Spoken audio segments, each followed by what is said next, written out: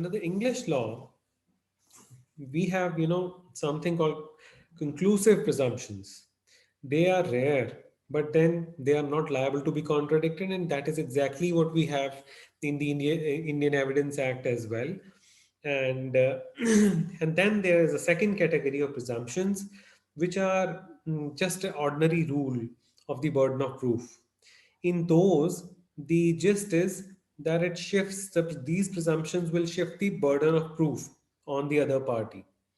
And then the third is that those which are regarded in the English law as nothing more than legal maxims, these are rebuttable presumptions. And the lightest one is fourth, bare presumptions of fact. Now these are, you can say, just arguments which can be rebutted by anyone. Under the Indian law, we have this, classification of may presume and shall presume. Now there are various provisions which come under the category of may presume, and there are various provisions which come under the category of shall presume. You have seen the subtle difference as to the rebuttability of the two. In the first category, that is in may presume, you have these sections 82, 86, 87, 88, 88A, 90 and 90A. These are all pertaining to documents, as you all know. And then in shall presume, there are certain documents which shall be presumed. These are 79 to 81, 81A, 83, 84, 85, and then 85A to C and 89. Now, apart from that, there are certain other presumptions. We will keep on discussing those.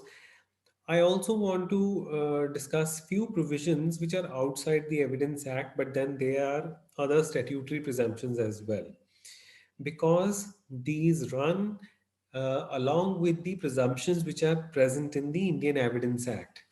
Those presumptions we draw, there can be special statutes, like we have the PC Act, the Prevention of Corruption Act. There is a presumption. Then we all know Negotiable Instruments Act, in the check bounce cases, there is a presumption under Section 118, read with 139. Those are called statutory presumptions, right? What do these presumptions do?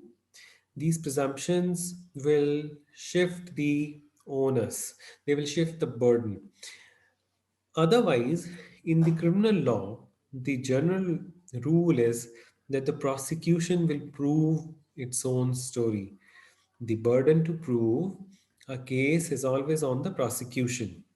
As you would recall, the famous case of Kaliram versus State of HP, 1984, uh, the Supreme Court has drawn from all these cases that in criminal cases, the initial burden to prove the allegations is always on the prosecution, except the statutory presumptions.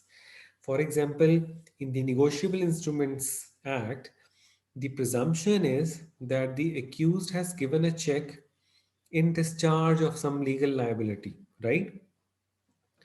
Although there is a statutory presumption, but here also the initial proof of the facts is on the prosecution. Once those facts are proved, then the statutory presumption starts coming into play, and then it is for the accused to rebut those, right? There have been various judgments time and again, because statutory presumptions sometimes are given more importance than they actually deserve. So in 138 cases, usually the trial courts were sentencing a lot of people because there's a statutory presumption. Every kind of story was being accepted, and the accused were handed over conviction. So it was in Krishna Janardhan Bhatt's case that Supreme Court said that even in these kind of cases where there's a statutory presumption, there the presumption is not that of the fact that the accused borrowed a loan. The statutory presumption is that the negotiable instrument was given in discharge of a legal liability, and you cannot go beyond that. So why this confusion about the presumptions? The conclusion we try and draw some conclusions that these presumptions are actually conclusive.